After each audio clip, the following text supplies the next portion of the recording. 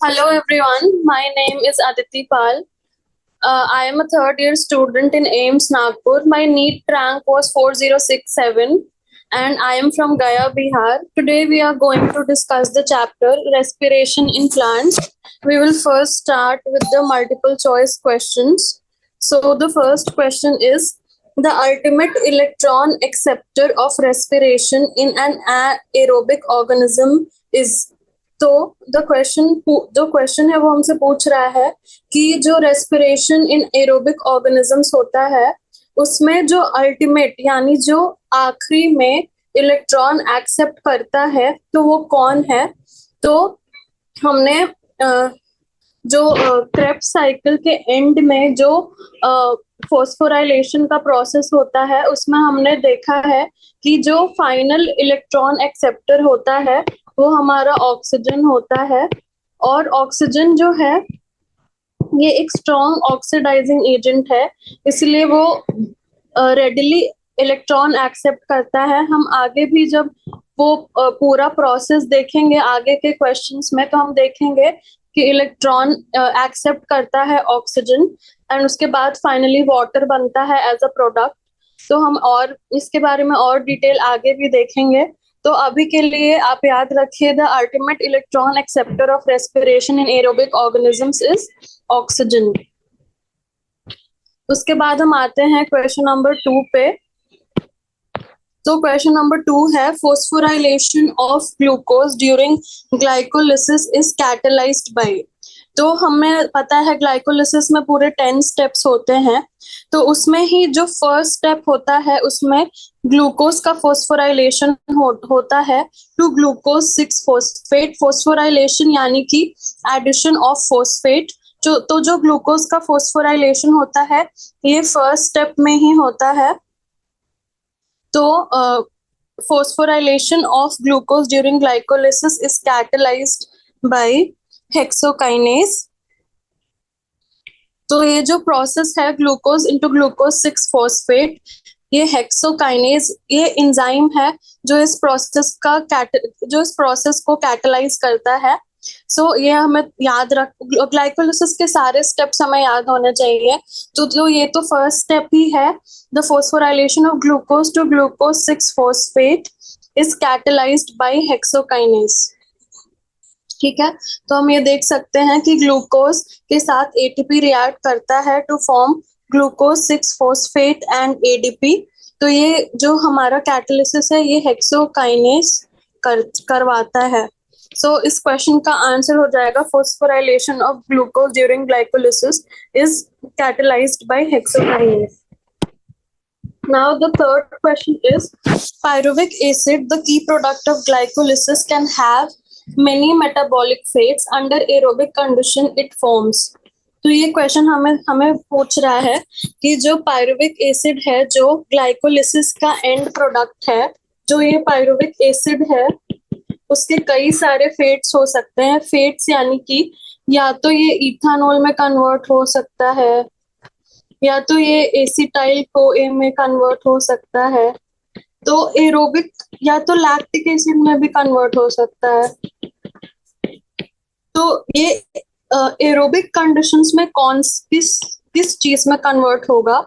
तो हमें पता है कि इथानॉल और लैक्टिक एसिड तो एनारोबिक कंडीशंस में बनते हैं, तो जाहिर सी बात है कि इसका आंसर हो जाएगा एसिटाइल कोए एंड CO2। क्योंकि जो एरोबिक कंडीशंस में जो हमारे माइटोकॉन्ड्रिया में क्रेब्स साइकिल होती है एंड क्रेब्स साइकिल के पहले जो एसिटाइल कोए बनता है एंड CO2 बनता है, फिर ये जाके क्रेब्स साइकिल में जाते हैं। तो इसलिए एरोबिक कंडीशंस में माइटोकॉन्ड्रिया के अंदर एसिटाइल कोए एंड CO2 बनेगा। ठीक है, तो हम एरोबिक कंडीशंस में जो फेट होगा पायरुविक एसिड का वो हो जाएगा एसिटाइल कोए एंड CO2 के फॉर्म में। लैक्टिक एसिड नहीं होगा, सिर्फ CO2 एंड H2O नहीं बनेगा। इथानॉल और लैक्टिक एसिड तो हमने देखा कि ये एनारोबिक कंडीशंस में बनते हैं और एसिटाइल कोए तो बनेगा ही, तो CO2 एंड H2O नहीं होगा। एरोबिक कंडीशंस में ये एसिटाइल कोए एंड CO2 बनेगा। उसके बाद क्वेश्चन नंबर 4 है, electron transport system is located in mitochondrial outer membrane, inner inter membrane space, inner membrane या मैट्रिक्स। तो हमें पता है कि mitochondria is a double membrane structure और इसकी आउटर मेम्ब्रेन, इनर मेम्ब्रेन और इंटर मेम्ब्रेन स्पेस होती है। तो ये हो गया आउटर मेम्ब्रेन, ये हो गया इनर मेम्ब्रेन और ये हो गया इंटर मेम्ब्रेन स्पेस और ये हो गया मैट्रिक्स। तो जो इलेक्ट्रॉन ट्रांसपोर्ट सिस्टम होता है that is located in the inner mitochondrial membrane. तो ये आपको याद रखना है कि इनर माइटोकॉन्ड्रियल मेम्ब्रेन पे इलेक्ट्रॉन ट्रांसपोर्ट सिस्टम होगा और एक इलेक्ट्रॉन कैरियर से दूसरे इलेक्ट्रॉन कैरियर में इलेक्ट्रॉन्स का ट्रांसपोर्ट होगा। सो इसका आंसर होता है हमारा इनर मेम्ब्रेन। तो आपको याद रखना है माइटोकॉन्ड्रिया में electron transport system is located in the inner membrane, क्योंकि इनर मेम्ब्रेन में बहुत सारी इनफोल्डिंग्स है तो इससे सरफेस एरिया भी इनलार्ज हो जाता है, तो मोर एनर्जी प्रोड्यूस हो सकती है। तो इनर मेम्ब्रेन, इससे आपको याद रखना है कि इनर मेम्ब्रेन जो फोल्डेड है बहुत ज्यादा, उसमें ही हमारा इलेक्ट्रॉन ट्रांसपोर्ट सिस्टम लोकेटेड रहेगा। उसके बाद हम आते हैं क्वेश्चन नंबर 5 पे, विच of the following exhibits the highest rate of respiration. तो इसमें से हमें क्वेश्चन में पूछ रहा है कि इसमें से कौन से में हाईएस्ट रेट ऑफ रेस्पिरेशन होगा। तो हमें एक चीज तो पता है कि जितनी ज्यादा हमें एनर्जी चाहिए उतना ज्यादा, जैसे इसमें दिया है कि जितना ज्यादा हमारी मेटाबॉलिक एक्टिविटी है उतना ज्यादा हमें ऑक्सीजन चाहिए, उतना ज्यादा रेस्पिरेशन चाहिए, उतना ज्यादा कैटाबॉलिक एक्टिविटी चाहिए ताकि हम एटीपी जनरेट कर सकें। तो इसमें से हमें पता है कि ये जर्मिनेटिंग सीड है, इसे हमें बहुत ज्यादा एनर्जी चाहिए in order to germinate. Growing shoot apex तो अभी नॉर्मली ग्रो कर रहा है, रूट टिप भी ग्रो कर रही है, लीफ बड भी ग्रो कर रही है, पर जर्मिनेटिंग सीड को जर्मिनेशन के लिए ज्यादा एनर्जी चाहिए अभी। तो इसी कारण से उसका जो रेस्पिरेशन रेट होगा वो भी सबसे ज्यादा होगा। तो इसका आंसर हमारा हो जाता है जर्मिनेटिंग सीड। अब हम आते हैं क्वेश्चन नंबर 6 पे। तो क्वेश्चन नंबर 6 पूछ रहा है, mitochondria are called power houses of the cell, which of the following observation support this statement. तो इसमें से पूछ रहा है कि माइटोकॉन्ड्रिया को हम पावर हाउसेस ऑफ सेल बोलते हैं, तो इसमें से कौन सा उसे एक्सप्लेन कर रहा है। तो the first option is mitochondria synthesise ATP, सही है। Mitochondria have a double membrane, ये भी सही है। The enzymes of the Krebs cycle are found in mitochondria, हाँ ये भी सही है। Mitochondria are found in almost all plant and animal cells, ये भी सही है। पर माइटोकॉन्ड्रिया का डबल मेम्ब्रेन होना या enzymes of Krebs cycle found in mitochondria ये एक्सप्लेन नहीं करता कि mitochondria are called power houses of cell. सिर्फ एटीपी सिंथेसिस ही ये एक्सप्लेन करता है कि mitochondria are called power houses of the cell.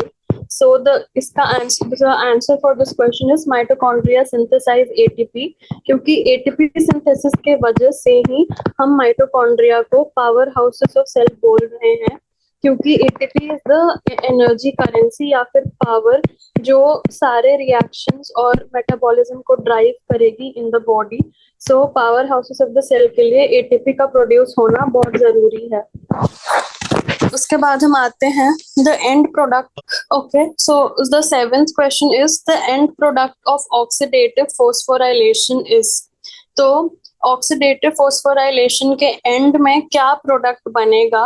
So oxidative phosphorylation है क्या। तो ऑक्सीडेटिव फोस्फोराइलेशन में हमने पहले भी देखा था कि ऑक्सीजन जो है वो इलेक्ट्रॉन को एक्सेप्ट करता है at the end to form water, तो वाटर तो बनेगा ही। तो इसमें सबसे पहले हम देखेंगे कौन से ऑप्शन में वाटर है।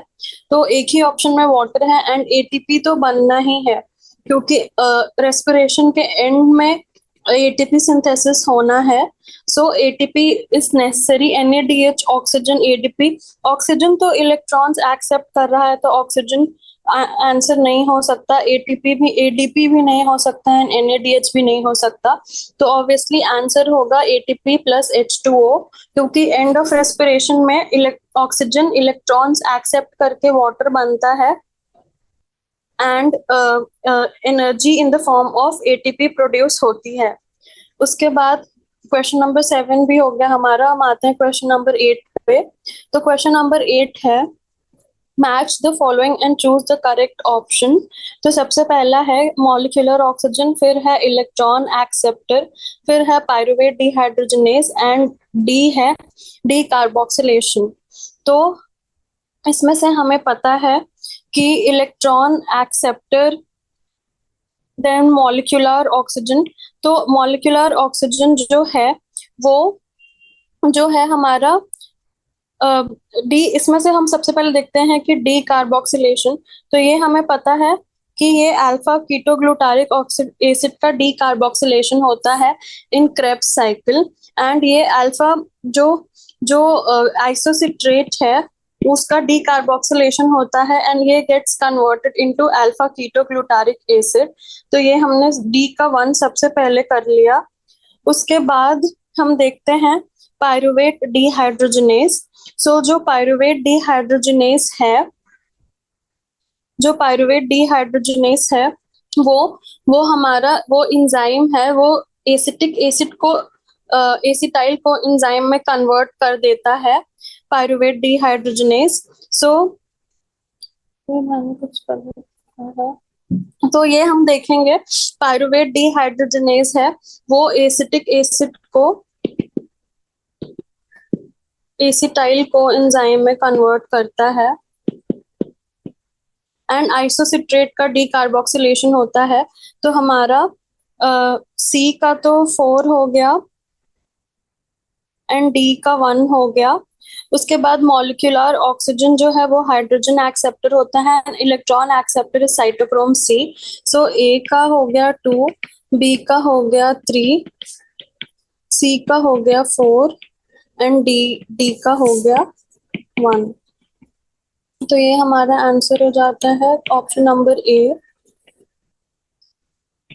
हमने पहले भी देखा था कि पायरुवेट डिहाइड्रोजनेज जो है वो एसिटिक एसिड को एसिटाइल को ये पायरुविक एसिड को एसिटाइल को एंजाइम ए में कन्वर्ट कर रहा था।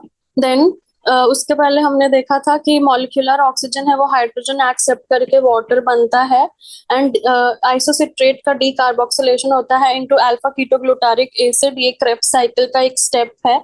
उसके बाद जो साइटोक्रोम सी है वो इलेक्ट्रॉन एक्सेप्ट करता है, दैट इज जो हमने इलेक्ट्रॉन ट्रांसपोर्ट सिस्टम अभी देखा माइटोकॉन्ड्रियल इनर मेम्ब्रेन पे जो होता है, ठीक है। तो मॉलिक्यूलर ऑक्सीजन हाइड्रोजन एक्सेप्ट करके वाटर बनता है at the end of respiration. So ये हो गया हमारा ए का 2, electron acceptor is cytochrome C, तो बी का 3 हो गया। Pyruvate dehydrogenase is required for the conversion of pyruvic acid into acetyl CoA, pyruvic acid into acetyl CoA। So ये हमारा सी का 4 हो गया एंड डी कार्बोक्सिलेशन आइसोसिट्रेट का होता है इनटू अल्फा कीटोग्लूटारिक एसिड। तो ये हमारा डी का 1 हो गया। So option A is the correct answer. उसके बाद हम आते हैं very short answer type questions पे।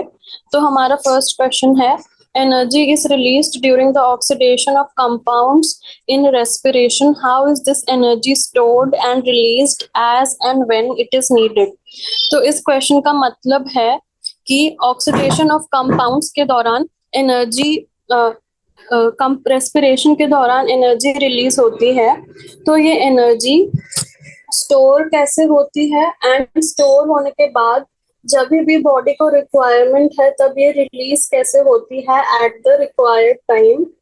तो जो हमारे कार्बोहाइड्रेट्स फैट्स एंड प्रोटीन्स का जो भी रेस्पिरेशन के दौरान ऑक्सीडेशन होता है तो उससे जो एनर्जी रिलीज होती है, मैंने आपको अभी भी बताया कि रेस्पिरेशन के एंड में energy is released in the form of ATP and ये एटीपी के फॉर्म में ही स्टोर होती है और स्टोर होने के बाद ये ही एटीपी जो है जब भी हमारे बॉडी को या हमारे सेल्स को रिक्वायर्ड होती है, तो ये ATP he metabolism and construction of new cellular components के लिए यूज होती है. सो जो हमारे कार्बोहाइड्रेट्स, फैट्स एंड प्रोटीन्स हैं, उनका ऑक्सीडेशन होता है पहले, एंड ऑक्सीडेशन के बाद जो एनर्जी रिलीज होती है वो एटीपी के फॉर्म में स्टोर होती है.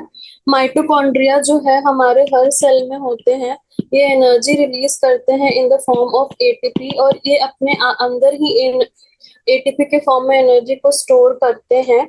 और जब भी कुछ भी रिक्वायरमेंट हो या मेटाबॉलिज्म करना हो या सेल्स को एनर्जी की रिक्वायरमेंट हो, तो ये एटीपी ही एनर्जी रिलीज करती है. ठीक है, तो इसमें हम एक बार देख लेते हैं. Complex food molecules such as carbohydrates, fats and protein, they are rich sources of energy.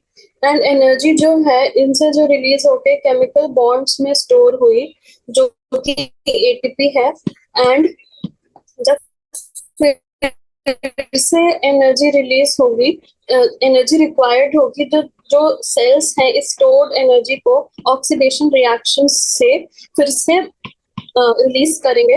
And ये ऑक्सीडेशन रिएक्शन से जो एनर्जी रिच जो एटीपी जो है वो यूज करेंगे, एंड एटीपी जो स्टोर्ड है वो ही फिर से यूज होगी to power metabolism and construct new cellular components as and when it is needed. तो हमारे सेल्स में जो है एटीपी का प्रोडक्शन होता है, एंड वो एटीपी ऐसे ही स्टोर्ड रहती है, और जब भी सेल्स को या तो डिवाइड करने का रिक्वायरमेंट हो या फिर एनर्जी का रिक्वायरमेंट हो, तो वो ही एनर्जी रिलीज होती है in order to drive the cell's metabolism. उसके बाद हम आते हैं क्वेश्चन नंबर 2 पे. Explain the term energy currency, which substance acts as energy currency in plants and animals. तो ये भी सिमिलर क्वेश्चन ही है कि एनर्जी करेंसी क्या है, एंड एनर्जी करेंसी के लिए कौन सा सब्सटेंस होता है इन प्लांट्स एंड एनिमल्स. तो एनर्जी करेंसी मतलब क्या, कि जो कोई भी चीज जो एनर्जी को प्रोवाइड करे फॉर सेल्यूलर एक्टिविटीज.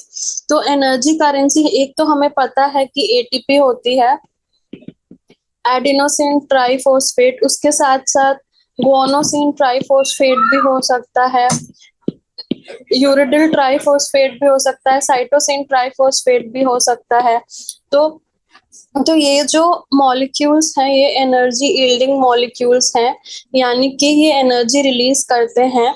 जो एटीपी है, जो एडेनोसिन ट्राइफॉस्फेट है, उसका जब एक बॉन्ड टूटता है और ये एडीपी में कन्वर्ट होता है, यानी कि एडेनोसिन डाइफॉस्फेट में, तो 7.3 किलो कैलोरी पर मोल ऑफ एनर्जी रिलीज होती है. और ये energy he variety of biological processes in both plants and animals को करने में हेल्प करती है. सो जो एनर्जी करेंसी है, इसका मतलब कोई भी ऐसा मॉलिक्यूल जिसके बॉन्ड्स के टूटने पे एनर्जी का रिलीज होगा, उसे हम एनर्जी करेंसी बोलते हैं. ATP, GTP, CTP, UTP are the energy currencies in a cell.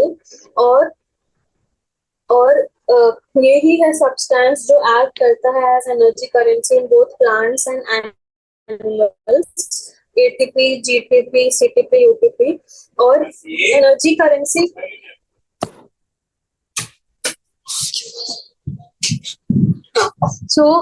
Energy currency ये क्यों है, क्योंकि ये स्मॉल पैकेट्स ऑफ एनर्जी है वो स्टोर होता है in cells in the form of ATP. And जो एनर्जी है वो कहीं किसी भी लोकेशन पे प्रोवाइड की जा सकती है, never the rest of the fact where it is stored. उसके बाद जो हमारे बॉडी में जो भी एक्टिविटीज है, तो उसके लिए लार्ज अमाउंट ऑफ एनर्जी वो एटीपी प्रोवाइड करता है by its accumulation at one place. So energy currency का मतलब है एटीपी, जीटीपी, यूटीपी, सीटीपी, जिसके भी बॉन्ड्स के टूटने से एनर्जी का रिलीज होता है. And in plants and animals यही एटीपी, जीटीपी जो है तो एनर्जी करेंसी बोलते हैं, क्योंकि इसी के यूज से एनर्जी का रिलीज होता है. एंड प्लांट्स एंड एनिमल्स का जो भी मेटाबॉलिक प्रोसेसेस है वो कैरी आउट करते हैं with the help of these energy currencies. उसके बाद क्वेश्चन नंबर 3 है, different substrates get oxidized during respiration. How does respiratory quotient indicate which type of substrate, that is carbohydrate, fat or protein, is getting oxidized? तो respiratory quotient A by B होता है. What do A and B stand for, and what type of substrate have respiratory quotient of 1, less than 1 or greater than 1? तो सबसे पहले हम देखेंगे कि respiratory quotient होता क्या है. तो respiratory quotient is volume of CO2 evolved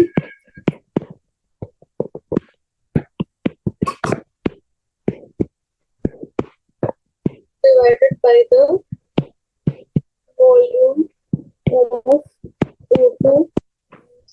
तो हमें पता है कि रेस्पिरेशन में CO2 का इवोल्यूशन होता है एंड O2 का कंजम्पशन होता है.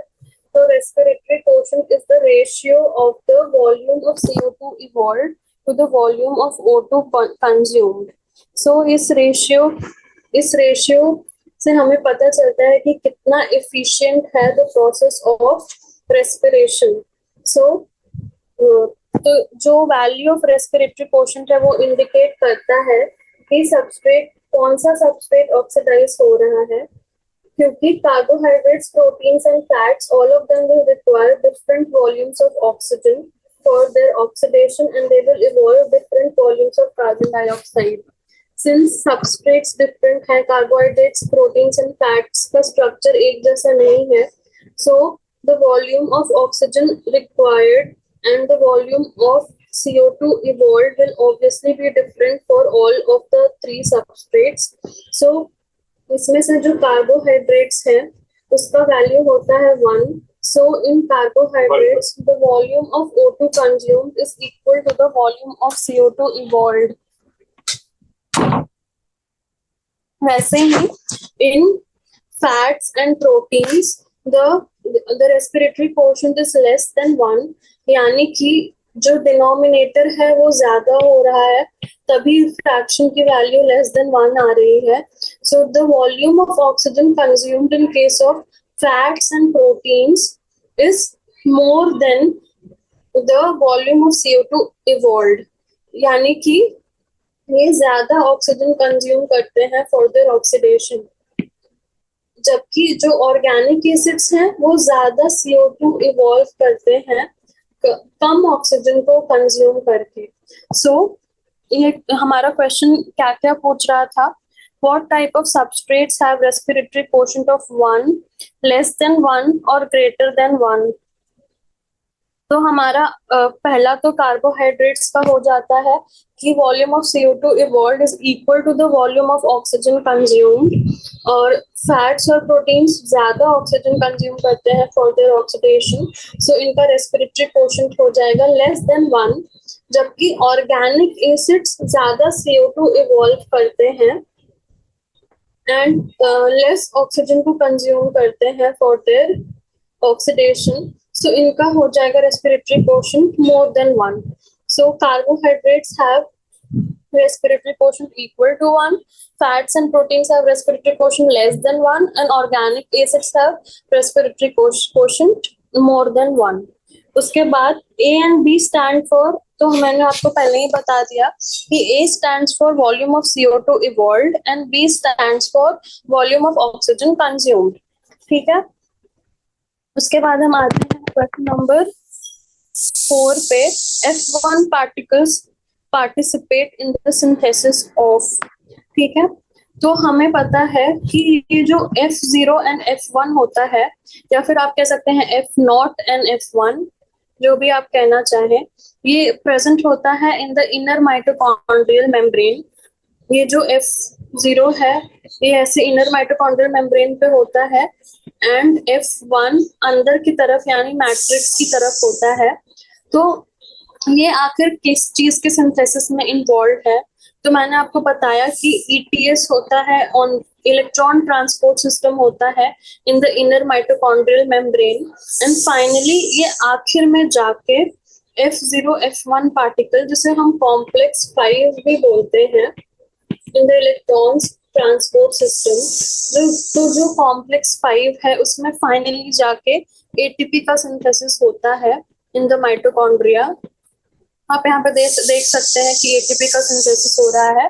So obviously F1 particles participate in the synthesis of ATP. तो यहाँ पे हमारा आंसर हो जाएगा।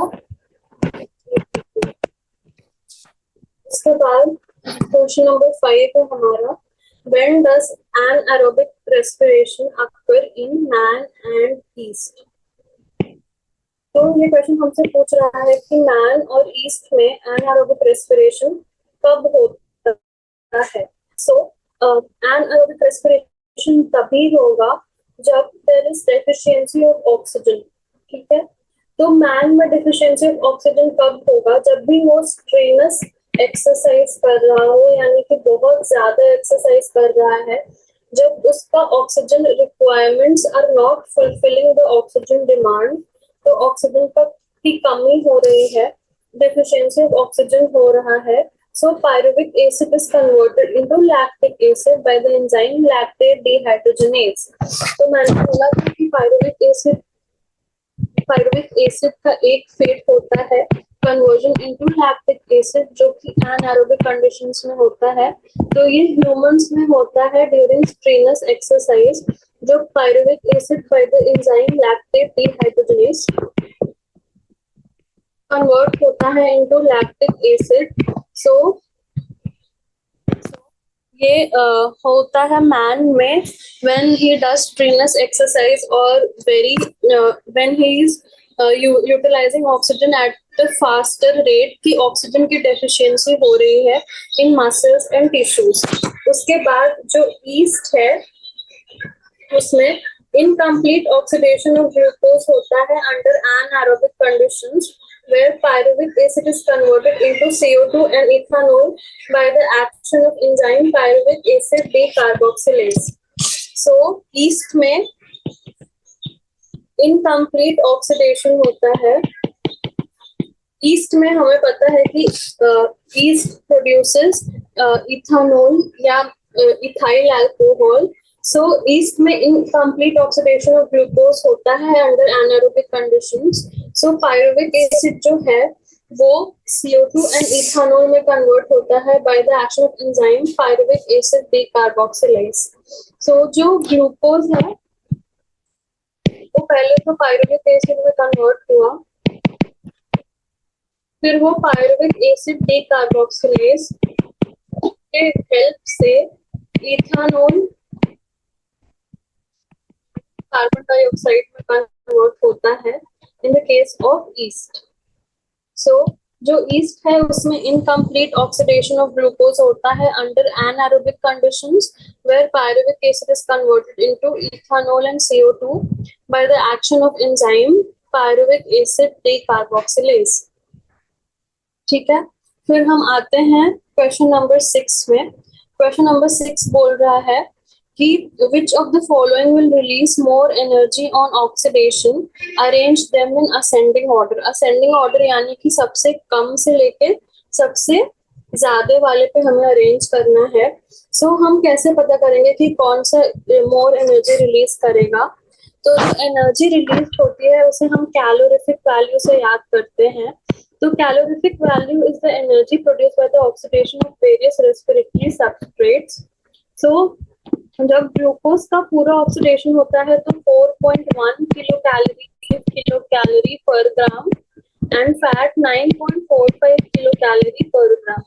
तो हम देखते हैं हमारा ऑप्शन ए है 1 ग्राम ऑफ फैट, तो ए तो हमारा हो गया 9.45। इसके बाद हम आते हैं 1 ग्राम ऑफ प्रोटीन, तो डी हो गया 5.65। देन सी है 1 ग्राम ऑफ ग्लूकोज, ये हो जाएगा 4.1 एंड डी है 0.5 gram of protein plus 0.5 gram of glucose, यानी कि 5.65 divided by 2 plus 0.5 gram of glucose यानी कि 4.1 डिवाइडेड बाय 2। तो ये हमारा हो गया 9.75 डिवाइडेड बाय 2 यानी कि 4.875। तो ठीक है, ये 4.875 हो गया। यानी कि अब हम असेंडिंग ऑर्डर में देखें तो सबसे कम आता है हमारा ऑप्शन नंबर सी, उसके बाद आता है ऑप्शन नंबर डी, फिर आता है बी, एंड फाइनली ऊपर में आता है ए। तो जो 1 ग्राम ऑफ फैट है वो सबसे ज्यादा एनर्जी रिलीज करेगा, फिर आता है हमारा 1 ग्राम ऑफ प्रोटीन, फिर आता है हमारा 0.5 gram of protein plus 0.5 gram of glucose, and finally आता है हमारा 1 ग्राम ऑफ ग्लूकोज। ठीक है, तो इसकी हमें कैलोरीफिक वैल्यूज याद करनी पड़ेगी अगर हमें ऐसे क्वेश्चन सॉल्व करने हैं। सिर्फ 3 वैल्यूज आप याद रखें, 4.1, 5.65 एंड 9.45 फॉर फैट। फैट सबसे ज्यादा करेगा एफ पी, फैट, फिर प्रोटीन, देन ग्लूकोज। आप सीक्वेंस भी याद कर सकते हैं ताकि आपको वैल्यूज याद करने में आसानी हो, फैट, प्रोटीन एंड ग्लूकोज। उसके बाद हम आते हैं क्वेश्चन नंबर 7 में। The product of glycolysis under hypoxia and in skeletal muscle and anaerobic fermentation in yeast are respectively dash and dash। तो ये क्वेश्चन तो हमने कुछ देर पहले ही किया कि मैन में एनारोबिक रेस्पिरेशन में क्या फॉर्म होता है एंड सिमिलरली ईस्ट में क्या फॉर्म होता है। तो मैन में हमने देखा था कि लैक्टिक एसिड होता है एंड जो ईस्ट में है उसमें इथानॉल होता है। Pyruvic acid is converted into lactic acid finally by lactate dehydrogenase. So lactic acid होगा यहाँ पे आंसर हमारा। The product of glycolysis in skeletal muscle and anaerobic fermentation in yeast are respectively lactic acid and ethanol या ethyl alcohol and CO2 भी आप लिख सकते हैं। ठीक है, तो product of glycolysis in skeletal muscle, जो आप इसे पायरुविक एसिड भी यहाँ लिख सकते हैं कि pyruvic acid which is further converted into lactic acid, पर ज्यादा बेटर होगा आपके लिए लैक्टिक एसिड लिखना। And ethanol plus CO2 in case of anaerobic fermentation in yeast. अब हमारे very short answer type questions भी हो गए। अब हम आते हैं शॉर्ट आंसर टाइप क्वेश्चंस पे। तो हमारा पहला क्वेश्चन है, if a person is feeling dizzy, glucose और fruit juice is given immediately but not a cheese sandwich. तो हमें पता है कि कभी भी किसी इंसान को या किसी को भी आपने देखा होगा कि अगर चक्कर आता है तो उसे जल्दी से हम ग्लूकोन डी देते हैं या फिर कुछ ग्लूकोन डी देते हैं या ग्लूकोज का कुछ पाउडर देते हैं। हम उसे चीज सैंडविच तो नहीं खिलाते ऑब्वियसली। तो ऐसा क्यों करते हैं हम? तो जो है तो क्या चीज सैंडविच में एनर्जी नहीं है? तो ऑब्वियसली ऐसा नहीं है। चीज सैंडविच में भी फैट है, उसमें एनर्जी है। तो both glucose and fat are energy giving food, but glucose is an instant source of energy. ठीक है, तो जो ग्लूकोज है वो तुरंत एनर्जी रिलीज करेगा at a faster rate than protein और फैट। ठीक है, तो जो हमारा ग्लूकोज है वो तुरंत एक्ट करेगा in order to release energy, जबकि प्रोटीन्स एंड फैट्स है उनको दूसरे प्रोसेसेस से जाना होगा ताकि वो सिंपलर फॉर्म्स में कन्वर्ट हो सके एंड देन एनर्जी रिलीज करें। जबकि ग्लूकोज है वो तुरंत एनर्जी रिलीज करेगा या इंस्टेंट एनर्जी रिलीज करेगा, जो कि उस पर्सन को चाहिए क्योंकि वो ऑलरेडी डिजी फील कर रहा है। हम उसे चीज सैंडविच नहीं दे सकते क्योंकि उससे एनर्जी रिलीज होने में थोड़ा वक्त लगेगा और वक्त ही नहीं है हमारे पास। हमें उसे तुरंत एनर्जी देके तुरंत उसके डिजीनेस जो वो फील कर रहा है उससे उसको रिकवर करवाना है। तो इसके लिए हम उसे तब हम उसे ग्लूकोज या फ्रूट जूस देंगे क्योंकि ये सिंपलर कार्बोहाइड्रेट्स हैं। Simpler carbohydrates will release energy, instant energy rather than proteins and fats। And simpler carbohydrates ही हम देते हैं जब भी कोई पर्सन ऐसे डिजी फील करता है या उसे चक्कर आते हैं, तो हम जल्दी से उसे ग्लूकोज या कोई भी ग्लूकोज पाउडर या ग्लूकोन डी देते हैं। उसके बाद हम आते हैं क्वेश्चन नंबर 2 पे। what is meant by the statement aerobic respiration is more efficient? तो aerobic respiration is more efficient इस स्टेटमेंट से इस स्टेटमेंट का क्या मतलब है? ठीक है, तो जो एरोबिक रेस्पिरेशन है उसमें जो एक सिंगल मॉलिक्यूल ऑफ ग्लूकोज है उससे 36 एटीपी मॉलिक्यूल्स प्रोड्यूस हो जाते हैं, जबकि जो एनारोबिक रेस्पिरेशन है there is net gain of only 2 molecules of ATP from each glucose molecule which is comparatively much less than that of aerobic respiration. तो इसमें कह रहा है कि जब एरोबिक रेस्पिरेशन होता है, जब भी हमारे सेल में एरोबिक रेस्पिरेशन होता है तो there is a release of 36 ATP molecules, और जब भी एनारोबिक रेस्पिरेशन होता है यानी कि बिना ऑक्सीजन के तो सिर्फ 2 एटीपी मॉलिक्यूल्स प्रोड्यूस होते हैं। तो हमें ऑब्वियसली जिस भी प्रोसेस में ज्यादा एनर्जी रिलीज हो रही हो वो ही हम एफिशिएंट मानेंगे, क्योंकि हमें तो ज्यादा एनर्जी चाहिए in order to carry out our activities. कम एनर्जी तो किसी को भी नहीं चाहिए। हम कौन से प्रोसेस को ज्यादा एफिशिएंट बोलेंगे? जिस प्रोसेस में ज्यादा एनर्जी रिलीज हो रही है वो ही ऑब्वियसली हमारे लिए ज्यादा एफिशिएंट हो जाएगी।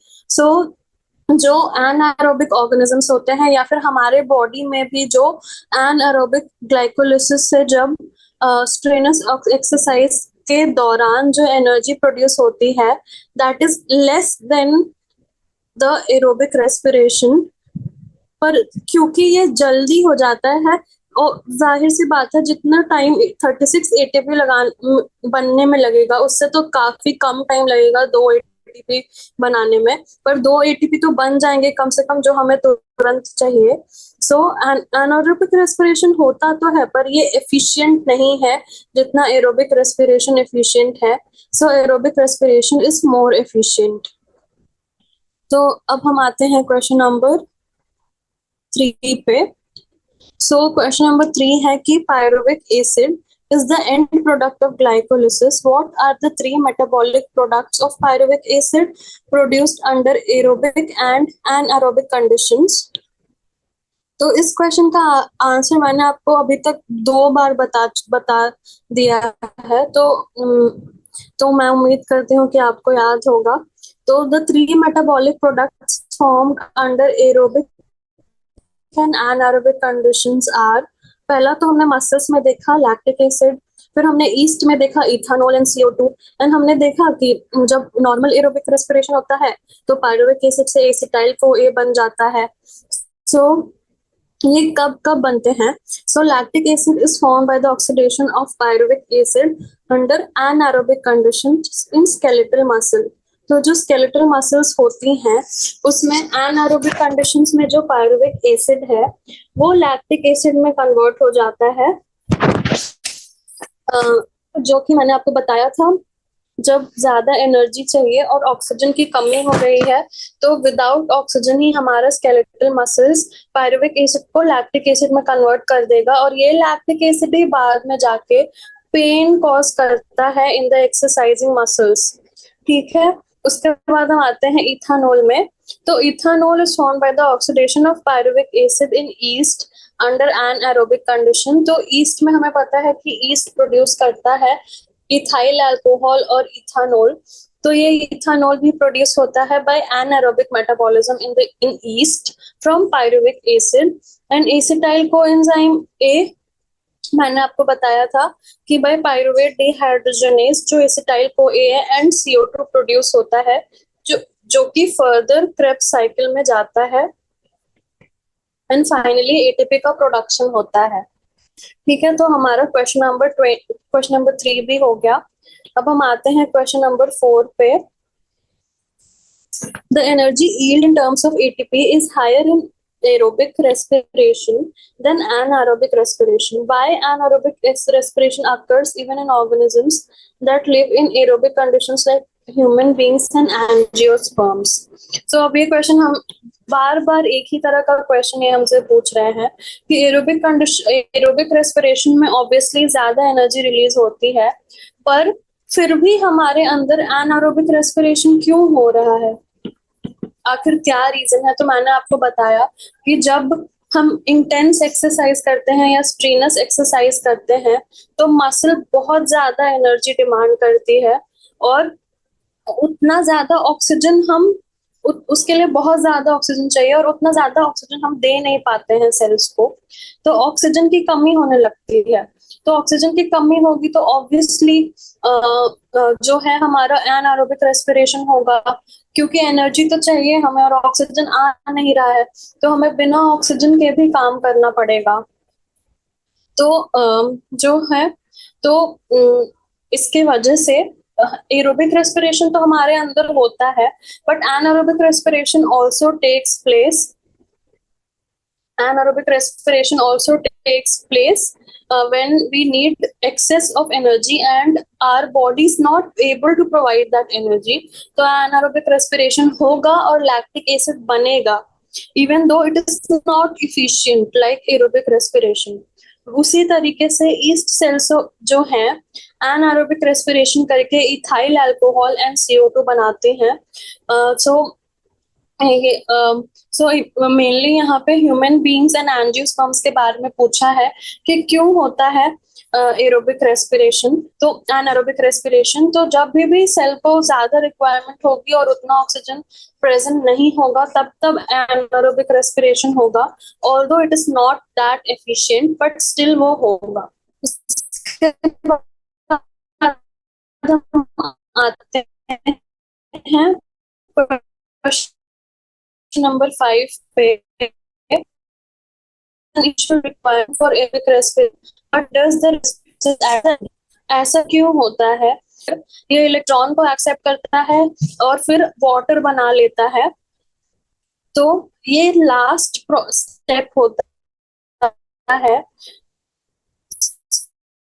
तो जो एरोबिक रेस्पिरेशन है उसके ऑर्डिनेट है, सो ये फाइनल एक्सेप्टर ऑफ ऑक्सीजन होता है इन रेस्पिरेटरी प्रोसेस। तो जो ये ऑक्सीजन है ये इलेक्ट्रॉन्स को पुल करता है, इलेक्ट्रॉन्स को हम ट्रांसपोर्ट चेन, और इससे पुल करेगा ऑक्सीजन हमारे इलेक्ट्रॉन्स को।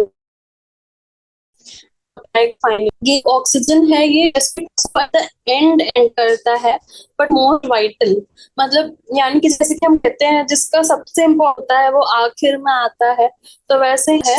And it acts as a final electron acceptor and final electrons को एक्सेप्ट करके और हाइड्रोजन के साथ मिलके ये वाटर बन जाता है। एंड इसके बाद जो एनर्जी प्रोड्यूस होती है, जो एनर्जी प्रोड्यूस होती है वो भी इन स्टेप्स में प्रोड्यूस होती है। हम देख सकते हैं एटीपी मॉलिक्यूल्स प्रोड्यूस हो रहे हैं, एंड फाइनली जो ऑक्सीजन है उसने इलेक्ट्रॉन्स को एक्सेप्ट किया एंड फाइनली हाइड्रोजन के साथ मिलके वो वाटर बन गया। So even though oxygen is an essential requirement for aerobic respiration का मतलब ही है कि ऑक्सीजन is being used। जो ऑक्सीजन है वो एक essential requirement है ऑफ एरोबिक रेस्पिरेशन, पर वो अंत में आ रहा है, और इलेक्ट्रोनेगेटिव होने की वजह से वो इलेक्ट्रॉन्स को एक्सेप्ट करता है एंड फाइनली वाटर बन जाता है हाइड्रोजन से कंबाइन करके। तो ये हमारा क्वेश्चन नंबर 5 का आंसर हो गया कि oxygen is an essential requirement but it enters the respiratory process at and. ऐसा क्यों है? क्योंकि इसका काम ही है अंत में, तो ये अंत में ही आता है और इलेक्ट्रॉन्स को एक्सेप्ट करके एंड हाइड्रोजन के साथ कंबाइन करके वाटर बना लेता है। क्वेश्चन नंबर 6 पे अब हम आते हैं। Question number 6 is respiration is an energy releasing and enzymatically controlled catabolic process which involves a stepwise oxidative breakdown of organic substances inside living cells। तो हमें explain करना है कि stepwise कैसे है और organic substances are used as substrates ये कैसे है। तो रेस्पिरेशन स्टेप वाइज प्रोसेस है, तो हमने स्टेप्स तो देखे ही हैं कि पहले ग्लाइकोलिसिस होता है, फिर क्रेब्स साइकिल होती है, and finally electron transport chain में जो है हमारे इलेक्ट्रॉन्स जाते हैं एंड फाइनली ऑक्सीजन इलेक्ट्रॉन्स को एक्सेप्ट करता है एंड हाइड्रोजन के साथ मिलके water, ATP and carbon dioxide बनाता है. So it is step wise. पहले होगा ग्लाइकोलिसिस, फिर होगा हमारा क्रेब्स साइकिल, एंड फाइनली हमारा इलेक्ट्रॉन ट्रांसपोर्ट सिस्टम. तो स्टेप्स तो हो गए, इसमें 10 स्टेप्स हैं, इसमें बहुत सारे स्टेप्स हैं, इसमें 5 कॉम्प्लेक्सेस हैं. सो स्टेप वाइज में ये स्टेप्स एक एक करके होते हैं, and finally stepwise oxidation होता है, एंड फाइनली एनर्जी रिलीज होती है. So organic substances are used as substrates, मतलब क्या? सो जो हम रेस्पिरेशन में, क्योंकि हमारे सबस्ट्रेट्स क्या क्या है, सो हमने पहले भी देखा कि रेस्पिरेशन के सबस्ट्रेट्स हमारे या तो कार्बोहाइड्रेट्स हैं, या तो फैट्स हैं, या तो प्रोटीन्स हैं. ये ऑब्वियसली ऑर्गेनिक हैं और इनका स्ट्रक्चर कॉम्प्लेक्स है. So they are complex organic substrates, and हम इसी को यूज करके एनर्जी का प्रोडक्शन कर रहे हैं, तो ये हमारे सबस्ट्रेट हो गए. So they are complex organic substances that are used as substrates: carbohydrates, fats, amino acids, proteins. So जो respiration of glucose and fatty acids है उसको floating respiration कहते हैं, and respiration of proteins and amino acids को हम protoplasmic respiration कहते हैं. So glucose and fatty acids जब यूज होते हैं, ग्लूकोज यानी कि कार्बोहाइड्रेट्स एंड फैटी एसिड्स जब यूज होते हैं सबस्ट्रेट्स, तो हम उसे फ्लोटिंग रेस्पिरेशन कहते हैं. एंड जब प्रोटीन्स एंड अमाइनो एसिड्स होते हैं तो हम उसे प्रोटोप्लाज्मिक रेस्पिरेशन कहते हैं. सो जो ये ऑर्गेनिक सब्सटेंसेस हैं, they have a complex structure. They are composed of carbon atoms in rings or long chains, and उससे और एटम्स अटैच होते हैं, हाइड्रोजन, ऑक्सीजन एंड नाइट्रोजन. ये तो हम स्ट्रक्चर की बात कर रहे हैं. हमने देखा है कार्बोहाइड्रेट्स का स्ट्रक्चर ऐसे long chains of carbon atoms, कहीं एन अटैच्ड है, कहीं एच अटैच्ड है, तो ये हमारा सबस्ट्रेट हो गया. वैसे ही प्रोटीन्स एंड फैट्स होते हैं, इनका भी स्ट्रक्चर डिफरेंट होता है.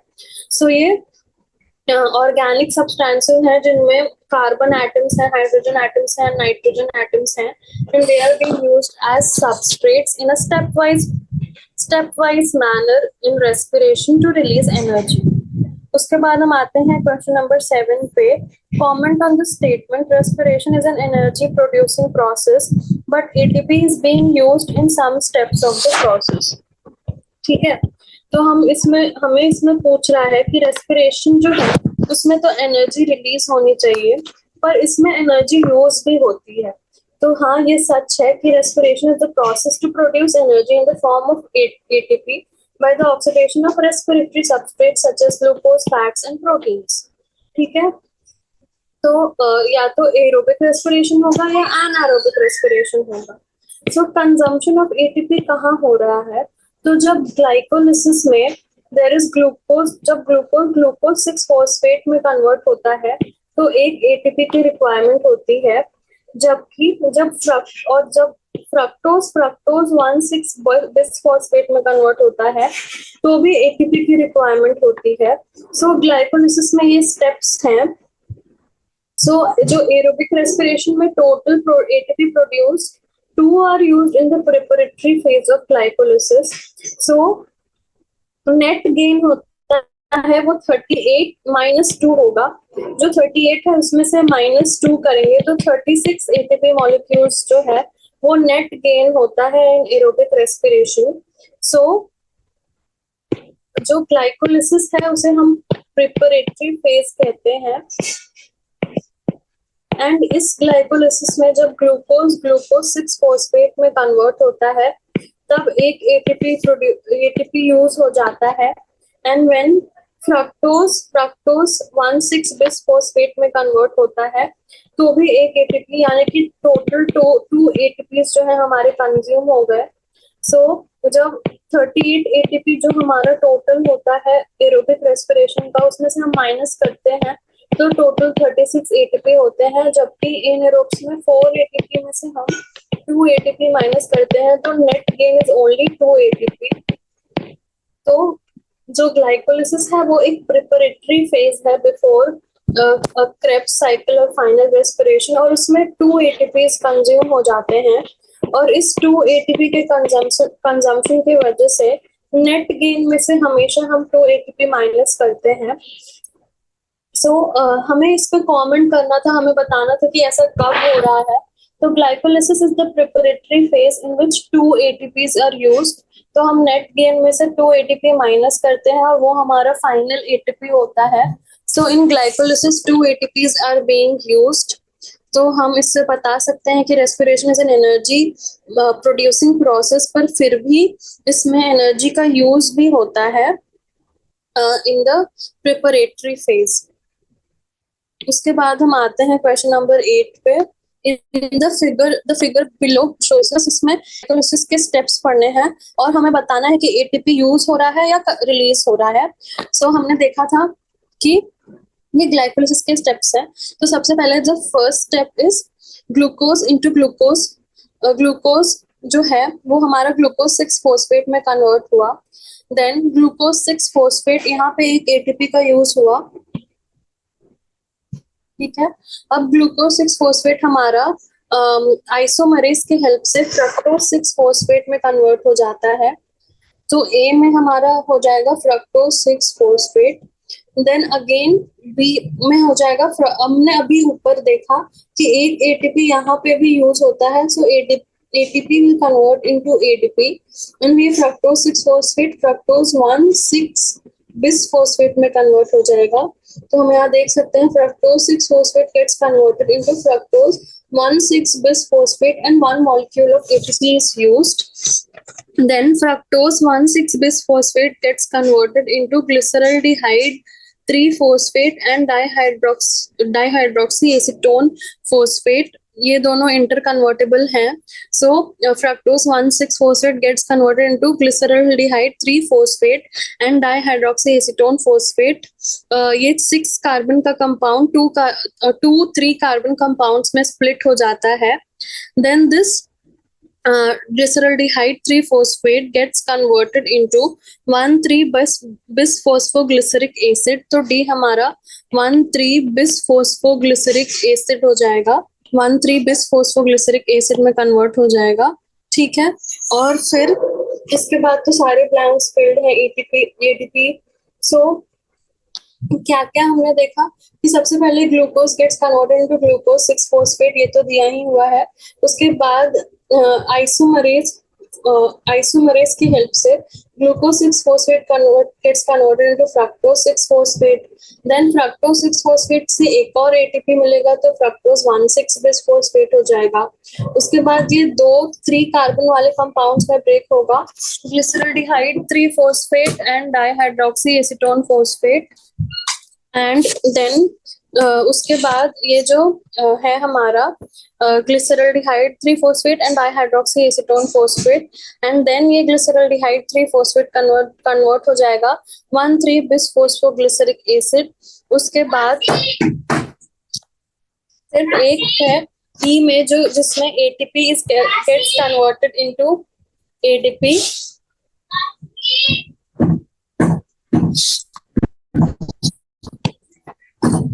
तो ये हो गया हमारा क्वेश्चन नंबर 8 का आंसर।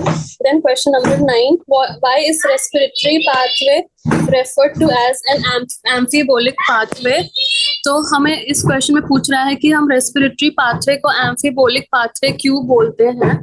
तो एम्फीबोलिक का मीनिंग हमें पता होना चाहिए। एम्फीबोलिक मीन्स कि इसमें बोथ एनाबॉलिज्म एंड कैटाबॉलिज्म दोनों हो रहा है, तभी हम इसे एम्फीबोलिक बोल सकते हैं। जैसे कि हम एम्फीबियन बोलते हैं वैसे ही एम्फीबोलिक।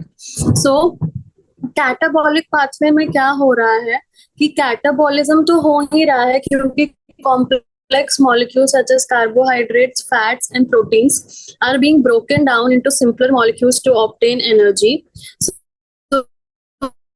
जो कार्बोहाइड्रेट्स हैं उनको हम ग्लूकोज में ब्रेक डाउन करके उसके बाद फिर वो एसिटाइल कोएंजाइम एंड एनर्जी में प्रोड्यूस होते हैं। वैसे ही fatty acids are converted into acetyl coenzyme A. Then fats को पहले फैटी एसिड्स और ग्लिसरॉल में ब्रेक होते हैं। देन वो फैटी एसिड्स एसिटाइल कोएंजाइम में ब्रेक होते हैं एंड फाइनली वो एसिटाइल कोएंजाइम में एंटर है and proteins are broken down into amino acid। ठीक है, हो गया हम फैट्स और कार्बोहाइड्रेट्स, ग्लूकोनियोजेनेसिस। तो ये ही जो ये करेंगे for the synthesis of fats. उसके बाद अमाइनो एसिड को भी विड्रॉ कर सकते हैं जब भी हमारे बॉडी को रिक्वायरमेंट है, तो वो इस रेस्पिरेटरी पाथवे में से ही चीजों को विड्रॉ कर सकता है इन ऑर्डर टू सिंथेसाइज। जैसे ही हमारे बॉडी को एनर्जी की जरूरत है तो रेस्पिरेटरी पाथवे होगी। जब प्रोटीन्स का सिंथेसिस की जरूरत है तो विड्रॉवल ऑफ सबस्ट्रेट्स होगा। जब फैट्स की जरूरत है तो विड्रॉवल ऑफ सबस्ट्रेट्स होगा। तो ऐसे ही respiration is both anabolic and catabolic pathway. ठीक है, तो हम आते हैं क्वेश्चन नंबर 10 पे। We commonly call ATP as the energy currency of the cell. Can you think of some other energy carriers present in the cell? तो हाँ, ATP तो energy currency of the cell है, बिल्कुल सच है। क्योंकि ATP का जब एक बॉन्ड टूटता है तो एनर्जी रिलीज होती है, एटीपी में कन्वर्ट होता है। उसके साथ साथ देयर आर, जानते हैं तो जो NADH2 एंड FADH2 है, ये जो है हमारे इलेक्ट्रॉन ट्रांसपोर्ट सिस्टम में जब ये ट्रैवल करते हैं तो ये रिस्पेक्टिवली 3 और 2 ATPs रिलीज करते हैं। एक मॉलिक्यूल ऑफ NADH से 3 ATP रिलीज होती है एंड 1 मॉलिक्यूल ऑफ FADH2 से 2 ATP रिलीज होती है। और हमें पता है ATP is the source of energy. So ATP तो है ही energy currency of the cell. इसके साथ साथ हमारा NADH एंड FADH2 भी energy currency of the cell है, क्योंकि ये भी respectively 3 ATP and 2 ATP release करते हैं।